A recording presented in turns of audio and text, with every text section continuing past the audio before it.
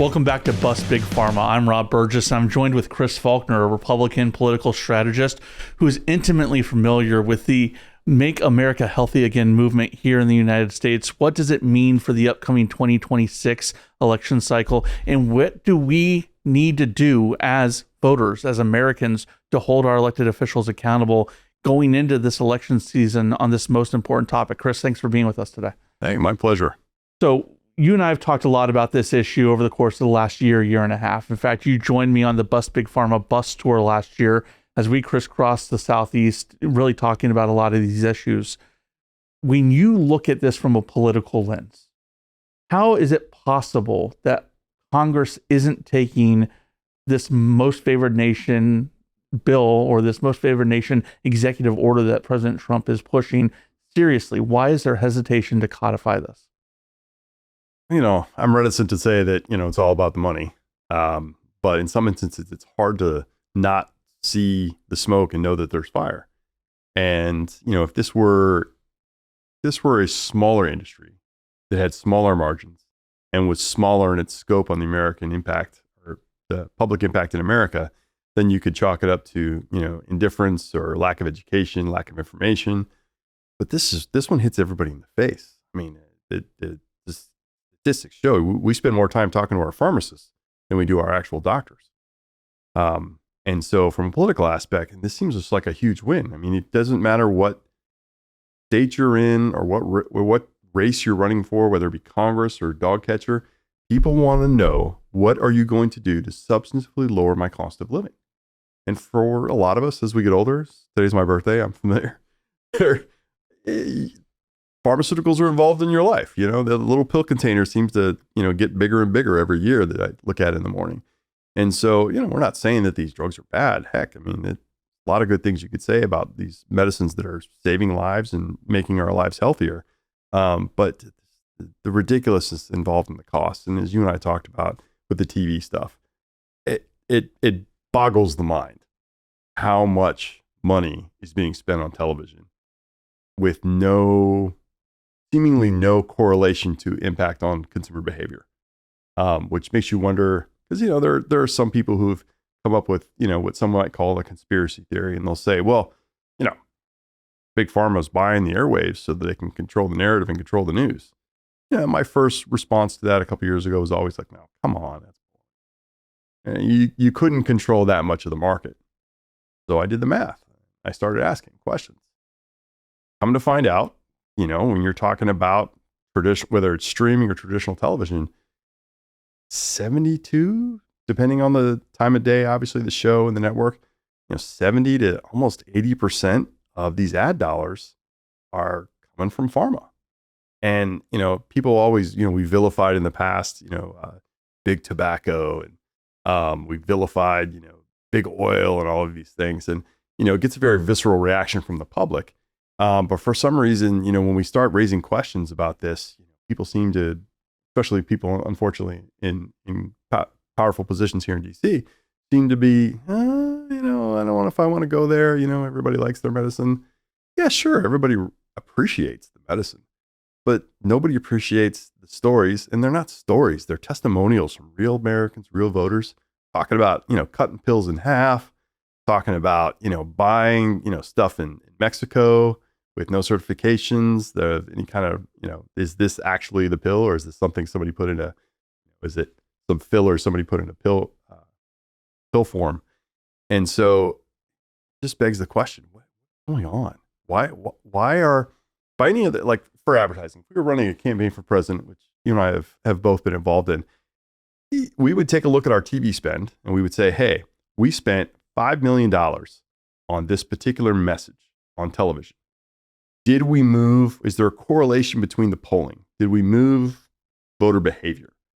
And, we would say, okay, we didn't move voter behavior, so maybe let's cut back on our advertising.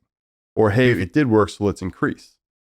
Well, at some point, advertising just turns into a tornado of messaging, and the pharma messaging is just all over the place. And honestly, it wasn't until I found out that their ads are tax deductible that it started to make more sense. And I have two kids that are members of the Screen Actors Guild. And so I've been on more than my share of film sets, both political and non-political.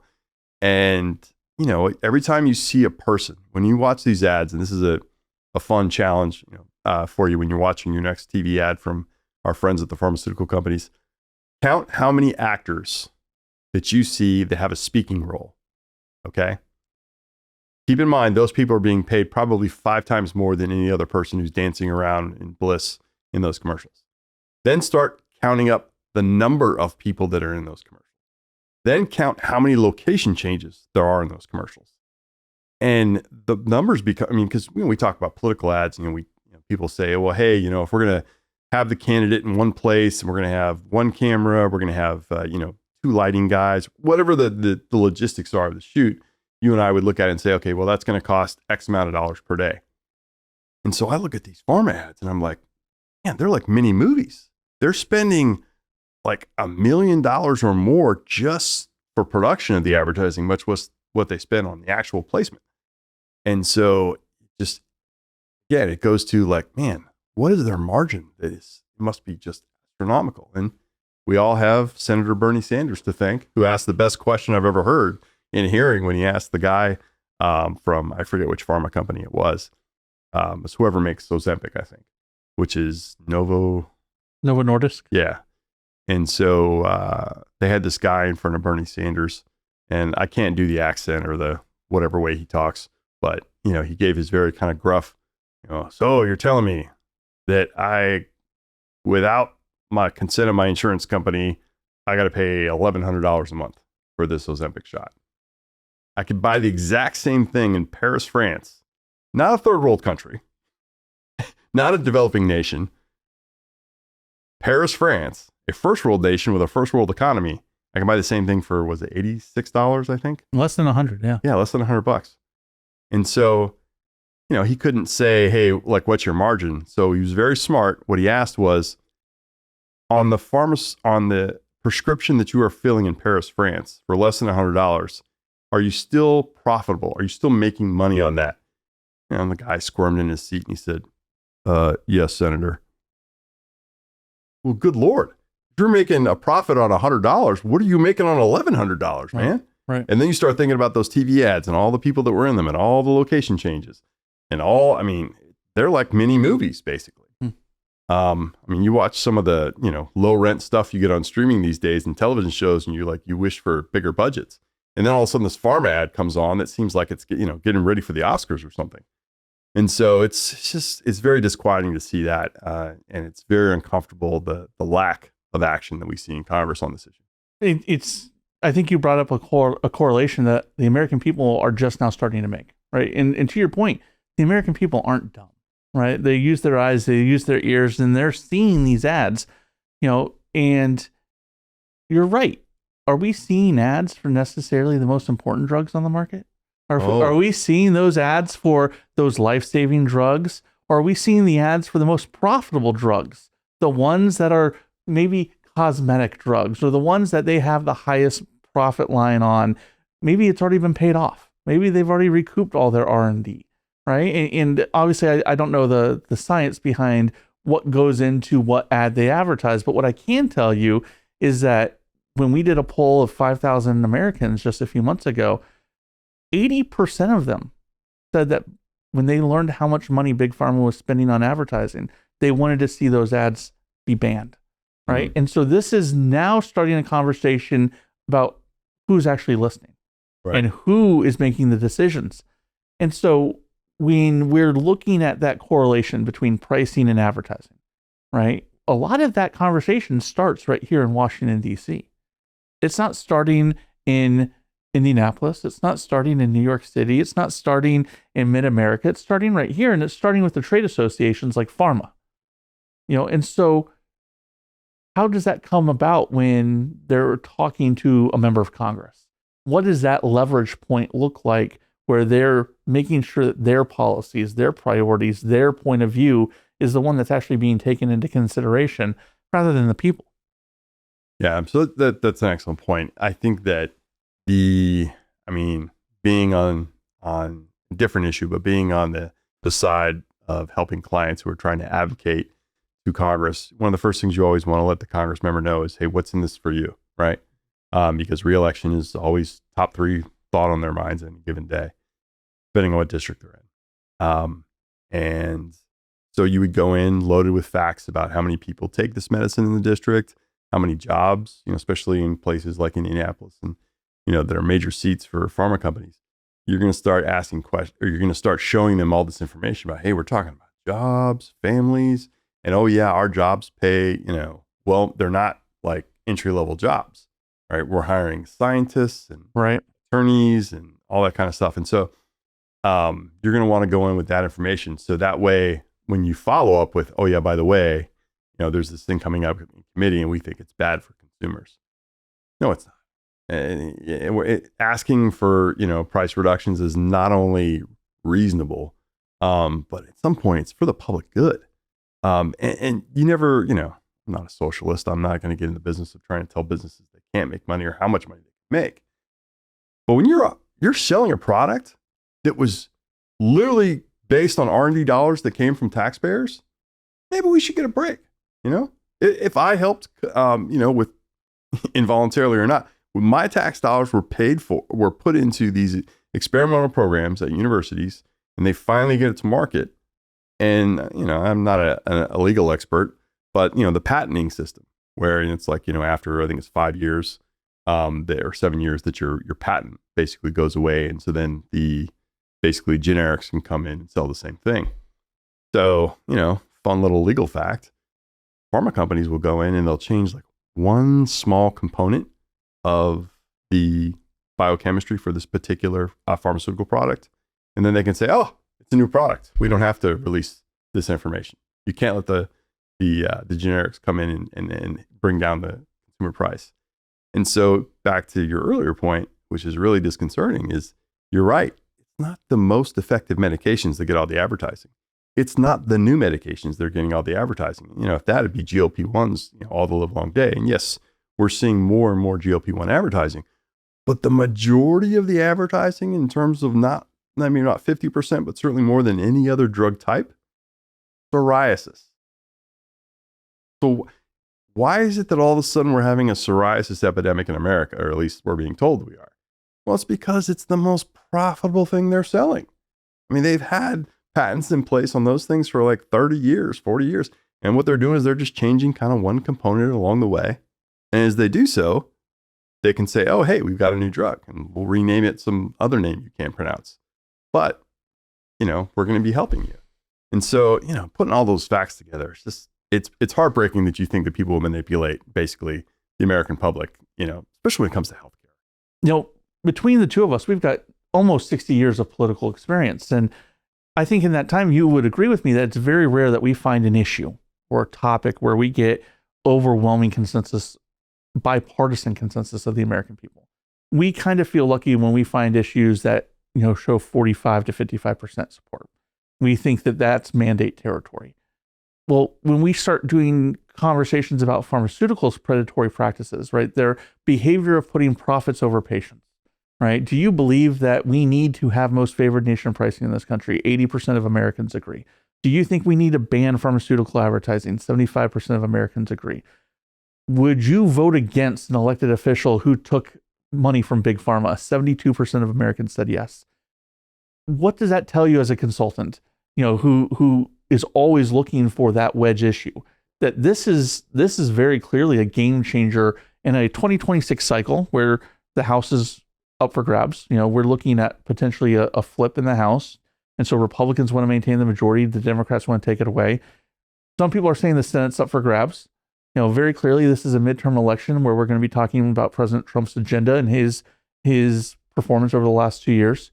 What does this tell you moving forward? And how do you take this back to what I think we can agree is the key issue in 2026, which is affordability?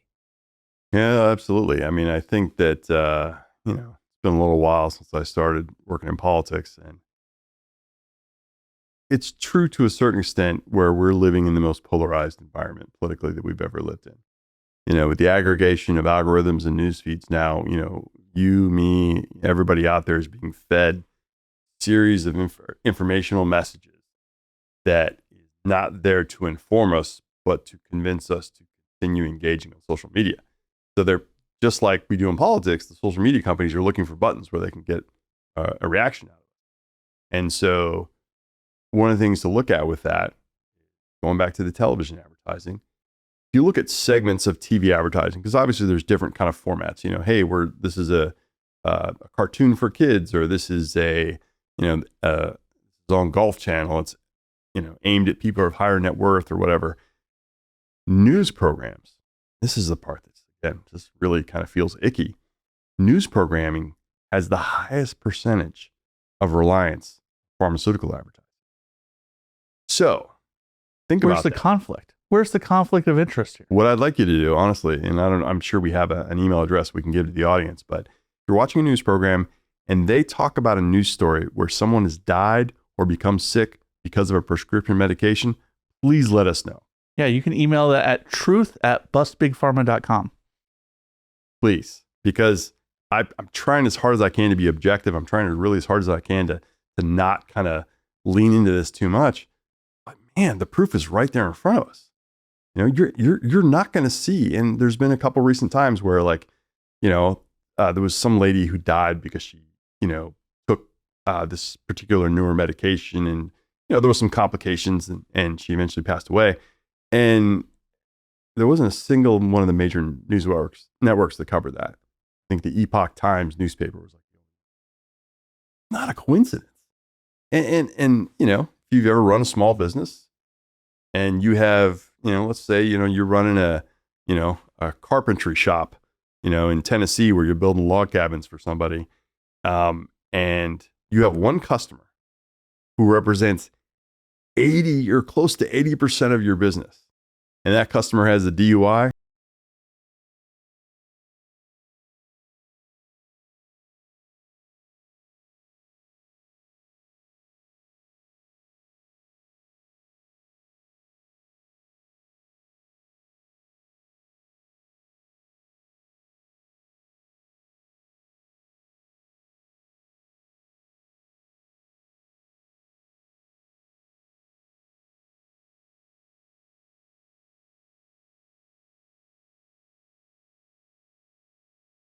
in on these flash in the pan stories and ignore the real things that are affecting our daily life. I think though that this is a begotten behavior though of 24-hour news.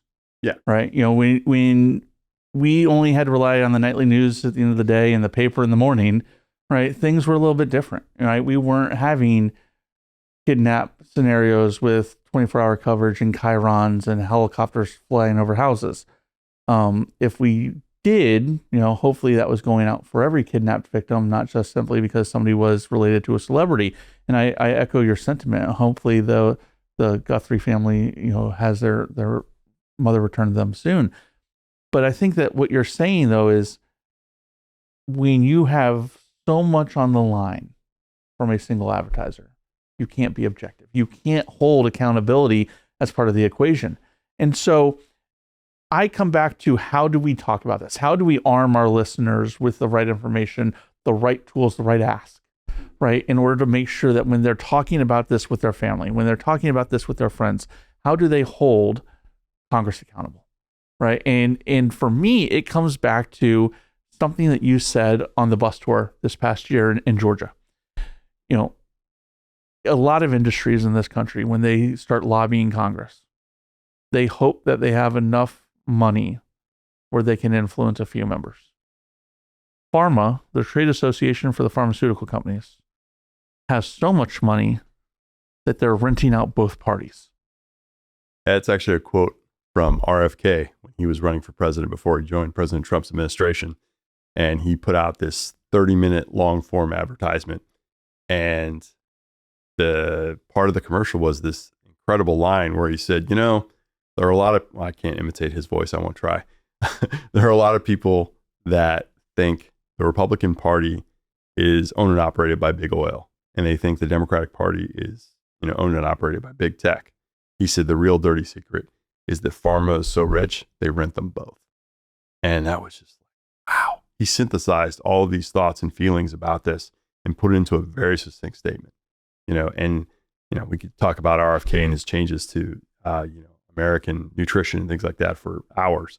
But I think that recognizing that fact, and again, it's not everybody that works at a pharma company is somehow the devil or something like that. There are really, really good engineers and scientists trying to make our, lives healthier. There's also a lot of really, really good salespeople who are trying to make sure we make money off it. And this is where this is, and this is the example of why I think we have a hard time holding pharma accountable. Because if we're being honest with ourselves and we look at our 401ks, there's a lot of pharma stocks in there. Because most people who, do these things for a living will tell you, pharmaceutical stocks are a moneymaker. You look at these stock prices, and when you hear about these exorbitant trips where they take doctors on, junkets, or when they take their own staff to the Olympics on private planes, I mean, when you see all of those things, and again, I don't think Americans, we're not fundamentally against people making money. But when so many people, when you're making money off other people's suffering and making it in factors that are hard to even, you can't even count that many zeros, man, it's tough not to get angry about that. You're absolutely right. And I'm glad that you brought up RFK, because he's really leading the charge when it comes to transparency, right? He's talking a lot about affordability. He's talking a lot about reining in this runaway advertising program, but it all really, it revolves around the axis that is Donald Trump, right? Yeah. Donald Trump made a campaign promise during the 2024 election. And it's actually something that he started trying to do in 2020, right? And we saw a lot of that sort of get rolled back in the previous administration. But during the 2024 campaign, he made a campaign promise that he was going to make America healthy again. I don't think that our listeners are confused by this, but I think that a lot of people in DC get confused by this because they're looking at this through a partisan lens, right? Especially when you have such a narrow majority in the House. Anything that seems to be a Trump victory might not necessarily get supported by the left. Make America healthy again isn't supposed to be a right or left issue. It's not supposed to be red or blue. It's supposed to be red, white, and blue. It is a American priority, because why should our citizens have less confidence in our healthcare versus healthcare around the world? And when we are looking at it through that lens, the only thing that I can come back to is it means showing up, right? It means when we're back on the road this year with the Bust Big Pharma bus tour, showing up to our town halls. It means going and asking those questions when your members of Congress are holding town halls. It means writing those letters, making those phone calls, and saying, what are you doing to hold Big Pharma accountable? Is it actually effective? Can those phone calls and those emails and those letters move the needle at all? Or am I encouraging our listeners to do something that's futile? No, absolutely. It's not futile at all. You would be amazed how many frustrated political consultants out there have to be on phone calls with people talking about, I was at this rally and somebody held up a sign that said I was ugly, and it really bothers me. And you as a political professional are like, one person doesn't get to dictate our agenda. But in the mind of the psychology of that politician, man, it really bothers them. So when they show up to a town hall meeting and there's 3 people who have a handmade sign that say, it doesn't have to be incendiary. You don't have to be bombastic about it. You can just say, hey, please lower, drug pricing. People are going to remember that. When every time, our bus pulls into, a Buc-ee's or something like that. One of my secret hopes is that we get actually some presidential debates in the primary for 2028. And we hold them at Buc-ee's around the country. Buc-ee's, if you're listening. Not a sponsor. Not a sponsor yet. But also, I think that doing that absolutely makes sense. And here's how I would tell you that the conversation is already shifting. And when I say it's already shifting, that doesn't mean, oh, okay, well, someone else is taking care of it. I can step away and be more concerned about some other issue. Hollywood, of all places, is actually turning into a big advocate for this. Mm-hmm. Let's talk specifics. The recent Jurassic Park movie. What is it based around? Evil pharmaceutical company manipulating dinosaur DNA and, killing innocent people. If you watched the Terminal List series with Chris Pratt on Amazon Prime, the whole thing is based around pharmaceutical company. And so in my mind, what that tells me is Hollywood is not averse, obviously, to its own crazy activism, but they're also a money-driven organization. And when they see that there is a bad guy that they can sell to the American public, they're going to do it. You and I have talked about this before because we both like to think that we're, film experts. But Of course, we've gone through these phases, right? Our entertainment industry has gone through these phases when for a long time it was profitable to, villainize Germany. For a long time it was profitable to villainize China. For a long time it was profitable to villainize Russia. It was the Middle East for most of the early 2000s. Yeah. We're starting to turn that lens more inward and towards domestic operations. And like you said, we're seeing it become big pharma. And at what point do they decide they're not going to spend $8, $10, $12 billion a year on television commercials? They're just going to start buying studios. I'm going to form my words carefully here. I have a lot of friends in that industry as well as in politics. So, I don't want to get too much in the weeds on Hollywood and production, all how that works, but some of you may remember the news about the writer's strike that happened a couple of years ago. And the writer's strike was all about basically the creatives saying, hey, we don't want to be replaced by AI. Totally reasonable ask. And so they went and negotiated with, the producers in the studios are on one side and the kind of creative folks are on the other side.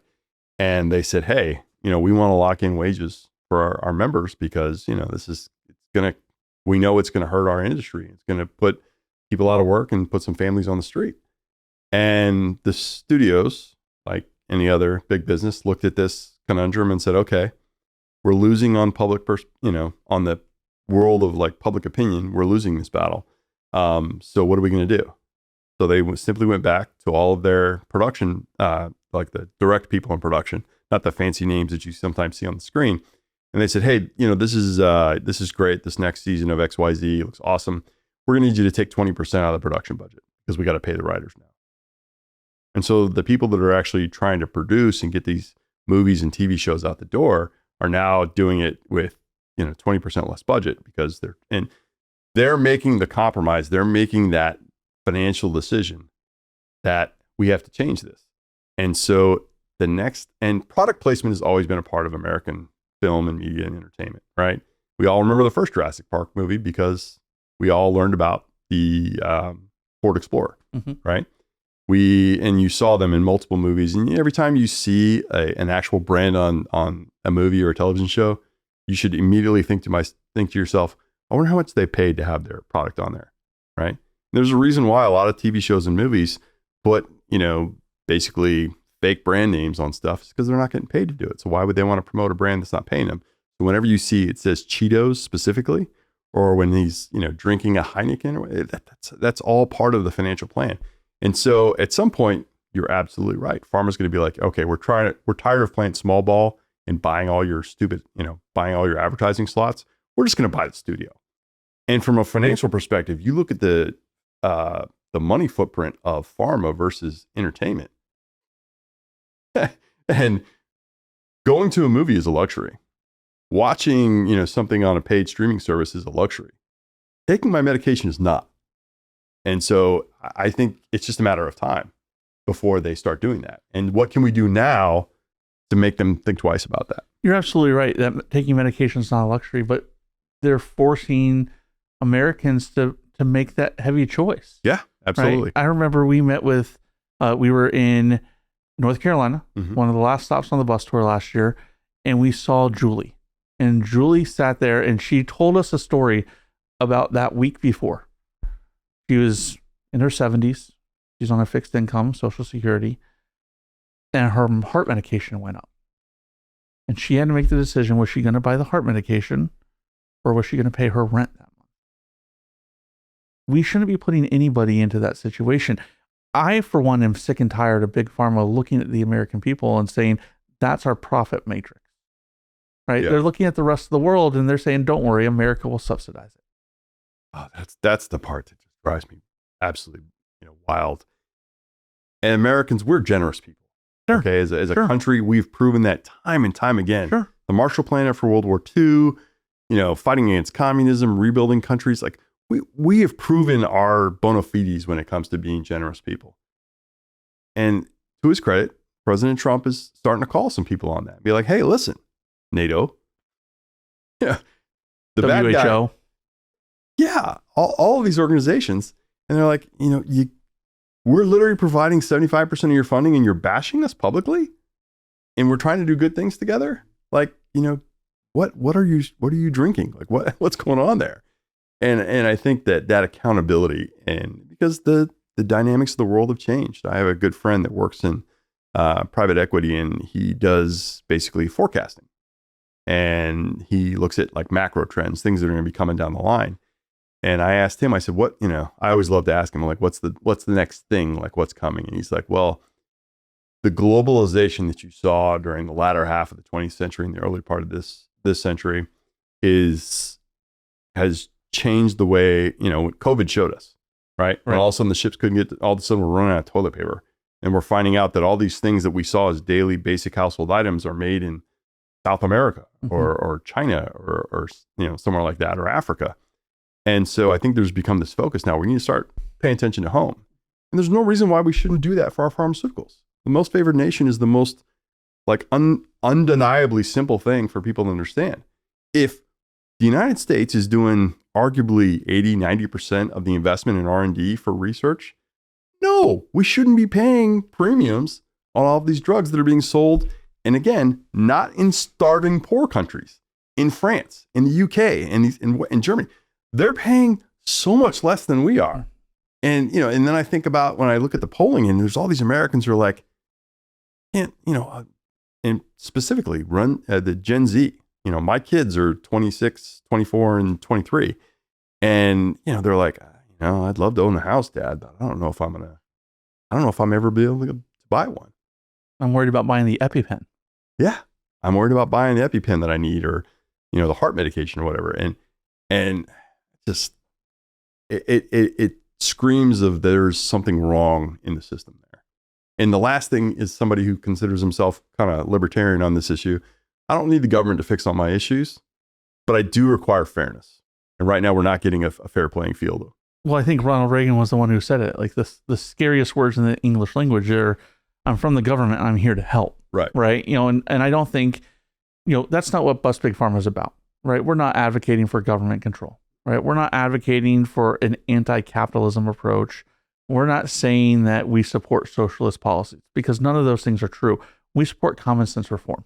And ultimately what we want is for Big Pharma to stop being predatory. We want them to stop looking at the American people and seeing profit. We'd rather them start seeing patients. It tells you something when Americans also don't think that Big Pharma is trying to cure anything. They're trying to treat symptoms. And when you're treating symptoms, you're simply continuing your profit margin for longer. I'd love to find a way, ideally, where the messaging coming out of the trade association pharma wasn't demonizing the American people. A big indicator for us, it was in Axios just the other day, that on this quarter's earning call for most of the big pharmaceutical companies, they said the price negotiations with the White House would have little to no effect on the bottom line. Little to no effect. There are very few entities, organizations, or individuals that can literally, truthfully say, I don't care what the American president is saying or doing. We're going to keep going. Right. Yeah. I mean, people that say that kind of stuff overseas get bombed. But to your point, I think President Trump is trying to draw that proverbial line in the sand. And that's what his entire America First approach is about. It's not that we are better than everybody. We have a place in this world, but we need to start prioritizing home first. Right. And if we're not going to do that, if you aren't willing to help protect the industry that's funding you, if you're not willing to protect the workforce that's helping you generate this R&D, and you're going to be charging Americans based off the tax dollars they put into the system to help you make your money, right? Yeah. More than any other nation in the world, go back to one of those nations, right? I'm sorry, but I'd love to see how much money France would give you for R&D. I'd love to see how much money Japan would give you for R&D. I don't think you're going to match our standards, right? The American people, to your point, are very generous, right? We're not anti-capitalist. We invented capitalism. Right? We're generous, but we're not dumb either. That's right. That's right. And I always tell people that voters aren't stupid. They have a limited, bandwidth for politics, but they're not stupid. So I want to close focusing on, again, looking towards November a little bit, because the one thing that we've heard a lot about, all the conversations are surrounding affordability right now. And I think you can agree with me. That's what 2026 is about. This is an affordability election. And regardless of how the economy is rebounding from the past 4 years before President Trump came back into office, we haven't seen costs drop, especially when it comes in pharmaceuticals. There's not enough of a discrepancy or enough of a change to make it affordable for the American family to continue moving down this road. And so when we're looking at it through an affordability lens, what are you telling your client? How do they talk about big pharma going into November? So one of the first things I always, of course, say, when you're in a primary Republican or Democrat, the messaging is obviously different than when you're in a general election. But once we get past the summer, we're in this general election phase. The only thing that's going to matter is, number one, and not just, and to be specific, we're talking about cost of living. Number one, how expensive is my gas? Because I gotta pay that bill once or twice a month. That's right. How expensive are my groceries? Which, let me start it on that, because I think just with beef prices alone, and I eat a lot of beef, and it's friggin' expensive to buy. Right. But if we I understand the long-term economics of it, right? If you can bring down gas prices, then you're going to bring down consumer prices because of all the things that are in the back of trucks that are run on gas. But then the third part of that, and this is where people aren't feeling it yet, it's like, well, even really the second part, because we haven't really seen a steep decline in grocery prices. Those two indicators will move voters. But if you really, really want to move voters, you got to do something about their overall cost of living, which includes their medications. And, people have tried for years to demonize insurance companies, and I'm not saying they're saints. But at some point, the insurance companies and our pharmacies are telling us, hey guys, hands are tied. Or we can't control what they're charging us. Right. And Congress isn't doing any oversight. What do you want us to do? Let's maybe look at the beginning and the origin story for this cost of living. So when it comes to political clients and it comes to the pharmaceutical issue, again, I think Hollywood is actually helping on this issue by holding them more accountable. And, in terms of actual civic activism, what I tell, my clients is that, hey, if you have a voter or voter group that's very really hot on this issue, tell them to really step it up. Tell them to go in, dump their pharma stocks. And there are plenty of other sectors that have huge growth. You can invest in other sectors. And then I'll go to social media and say, today I sold X amount of dollars of pharma stocks. And I invested in something else because pharma is killing Americans by pricing them out of their own medication. That's a bold statement. It's a very bold statement. When things like that start happening, those shareholder calls are going to go differently, right? Because just like the rest of, there's capitalism is mostly good.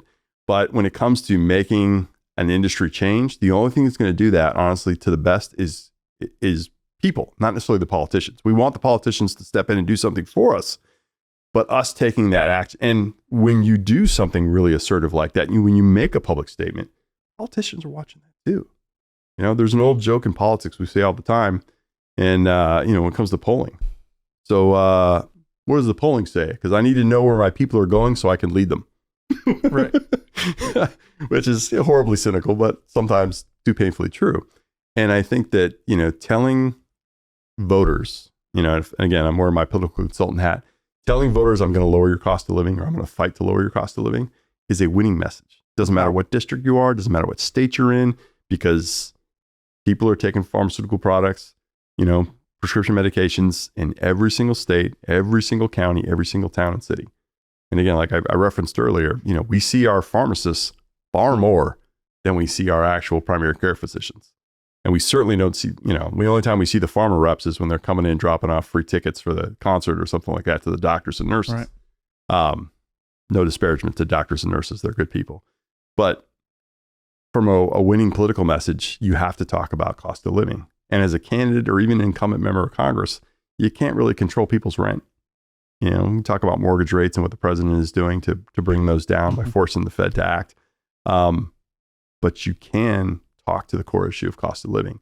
And whether you're 18 or whether you're 78, prescription meds are a part of your life, probably.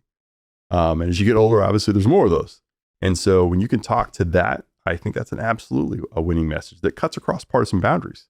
A perfect example is honestly Obamacare. There was a period there when Democrat consultants went to Democrat politicians. They're like, you need to stop calling it Obamacare. It's not helping us with swing voters. I'm not saying that the president or RFK should change their messaging, but at some point, if you cut out the Make America Healthy Again and you just listed the bullets underneath about avoiding highly processed foods, avoiding the inks and dyes and artificial flavorings, and getting food that is actually closer to where it was, processed, or I say processed for meat, but where it was actually grown. I mean, it's going to be those numbers that you talked about. It's going to be 70, 80% of people are like, yeah, that makes sense.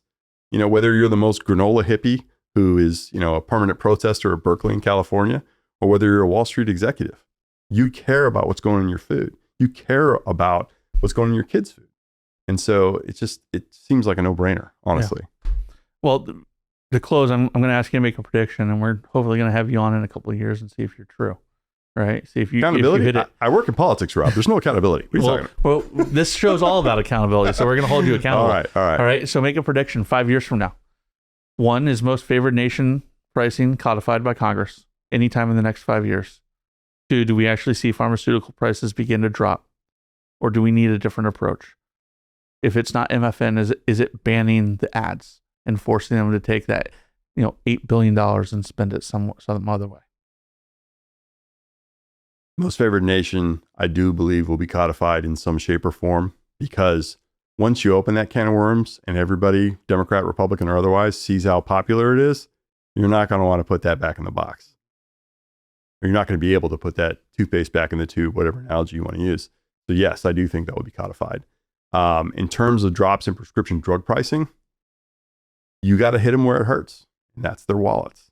I should say their earnings calls. You have to show a reasonable amount of public concern. And pharma obviously has huge profit margins and spending a lot of money. They're watching their public image. Okay, there's a reason why all those like drug ads are, pictures of bliss and dancing in the streets, and they are very concerned with public perception on that. And as they start to feel pressure and their earnings get squeezed, even just by a little bit, they're going to bring down consumer pricing. Why? Because they can afford to. And, this is where we have, to a certain extent, the activist investor aspect is important too, and it's not just baby boomers, Gen X, we have 401ks now and retirement savings. And, it may not be as much of an issue for people under 30, but, if you start being more proactive and looking at what you're investing in, for years, the leftists told us, we should, I forget what it was called, but like, you got to divest yourself from, oil or tobacco or guns or all these kind of things. They're all minor players compared to the impact pharma has on our health. So you should be asking tough questions to yourself and whoever handles your investment portfolio. Like, hey, do I really need this? And yes, the reason why they get suggested so often because they're extremely profitable. Right. Which then leads to this kind of whole circular conundrum of like, yeah, they're profitable. Am I willing to do something? And there are plenty of options. It's not like you're going to lose money. But you start that kind of impact, I think, is the reason why we'll see major movement, not because of government forcing them to do something. Awesome. Chris, thanks so much for your time. Chris Faulkner, Republican strategist. I'm Rob Burgess. This is the Bust Big Pharma podcast.